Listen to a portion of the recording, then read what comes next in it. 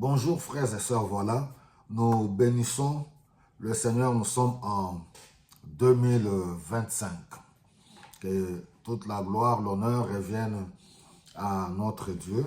Une fois de plus, nous continuons à nous souhaiter le bonheur, les bonnes choses, la santé, la prospérité et que Dieu puisse accomplir son plan merveilleux qu'il a prévu d'avance dans nos vies. Alors, j'aimerais bien revenir sur un truc. Pourquoi? Parce que souvent, lorsqu'on arrive à la fin de l'année, voilà, il y a cet engouement, on passe de bons moments en famille, en fête. Il y en a qui vont à l'église, nous réveillons, on va pour réveillonner, pardon, et puis voilà, faire de belles déclarations pour l'année nouvelle, prendre des résolutions, des bonnes résolutions pour l'année qui vient de commencer. Et toutes ces choses sont bonnes.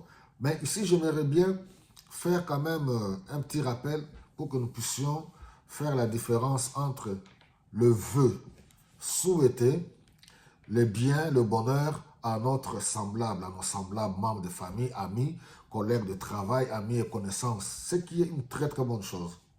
Et je suis aussi d'accord pour toutes les paroles de foi que nous pouvons confesser pour notre propre vie, pour nos familles. Parce que la vie et la mort sont au pouvoir de la langue. Nous devons sortir, nous sommes une source de bénédiction, nous devons proclamer les bonnes paroles. Et toutes ces choses sont vraies en tant que chrétien, en tant qu'enfant de Dieu. Mais le bémol ici, le petit bémol, c'est il faut faire attention aux mensonges. Chaque fin de l'année, vous voyez, tel prophète, tel soi-disant prophète, tel soi-disant serviteur qui s'élève, voilà, l'année 2015, c'est l'année de la percée, l'année 2020, c'est l'année de ceci, l'année 2024, c'est l'année de l'élévation, Dieu va t'élever, Dieu m'a montré. Je ne dis pas que tout est faux, mais il faut avoir le discernement, parce que beaucoup abusent. Voilà, Dieu peut donner une vision, une directive sur son serviteur pour une congrégation. Voilà, cette année-ci, c'est une année où Dieu va nous conduire dans tel domaine. Mais il faut faire attention aux charlatans, aux aventuriers, aux petits rigolos, aux diseurs de bonne aventure. Parce que la clé de la réussite, c'est pour nous qui sommes chrétiens enfants de Dieu, c'est la parole de Dieu.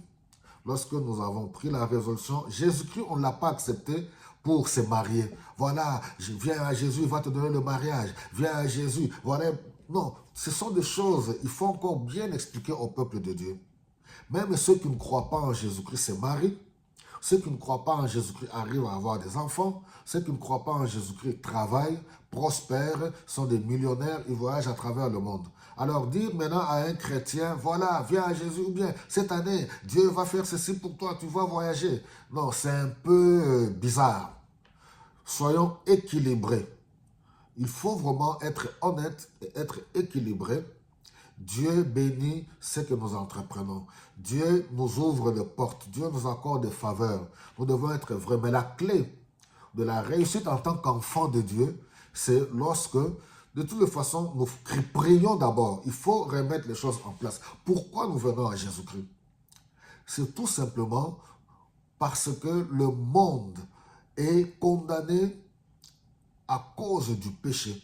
Jésus-Christ est venu pour nous libérer, nous sauver, et lorsqu'on croit en lui, on reçoit le pardon de nos péchés et de notre vivant sur la terre.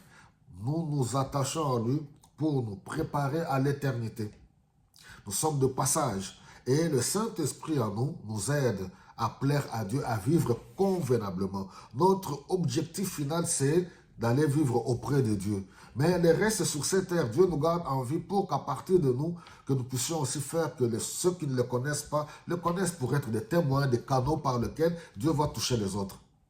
Vous comprenez? Mais en même temps, Dieu nous protège. Dieu nous a promis de nous guérir. Dieu nous a promis de nous accompagner lorsque nous avons de... Mais commencez à dire aux gens que venez, et puis cette année, voilà, tous tes ennemis vont venir à tes pieds. Parce que c'est que les gens aiment entendre. Avec cet évangile où on a suscité la haine les uns vis-à-vis des autres. Où est la communion fraternelle? Chaque chrétien dans l'église pense que, voilà, mon voisin c'est mon ennemi. Voilà, j'ai des jaloux. C'est cette mentalité-là. Les chrétiens sont devenus des gens bizarres. j'ai des jaloux, j'ai des gens qui m'envient, les membres de ma famille, ce sont des sorciers, mes frères et sœurs dans l'église, ils m'en veulent, ils sont jaloux de moi. Alors, les gens n'arrivent plus à vivre la vie chrétienne comme les Écritures nous le démontrent. Donc, nous devons vraiment rectifier beaucoup de choses. Là, surtout nous, les leaders spirituels. Nous devons rectifier beaucoup de choses. Nous devons être des modèles, apprendre au peuple de Dieu une vie chrétienne authentique. Le psaume premier, on l'a vu la fois passée. Heureux l'homme qui ne marche pas selon le conseil des méchants et qui ne s'assied pas en compagnie des pécheurs, qui ne reste pas avec les moqueurs, mais qui trouve son plaisir dans la loi de Dieu, qui la médite jour et nuit. Il est comme un arbre planté près d'un courant d'eau, dont le feuillage ne se flétrit point, qui donne son fruit en son temps. Tout ce qu'il fait lui réussit. Voilà la clé, c'est s'attacher à la parole de Dieu. Et chacun donnera le fruit en son temps.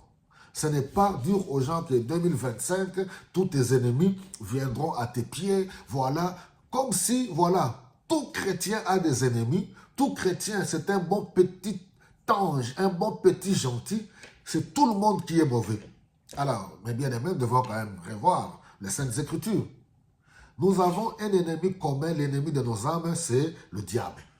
Ainsi que tous ces acolytes, bien sûr, qui passent par les êtres humains. Ça, on n'a pas le temps d'expliquer cela.